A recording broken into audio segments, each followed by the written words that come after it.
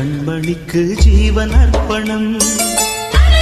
என் பெண்மையெல்லாம் உந்தன் சீதனம். உன் சீதனங்கள் என்ன நூதனம்.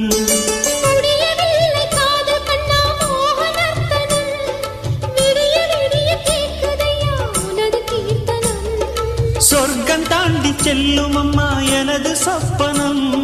போக போக காண வேண்டும் புதிய தரிசனம். என் கண்ணனுக்கு காதல் வந்தனம். என் கண்மணிக்கு ஜீவன் அர்ப்பணம்.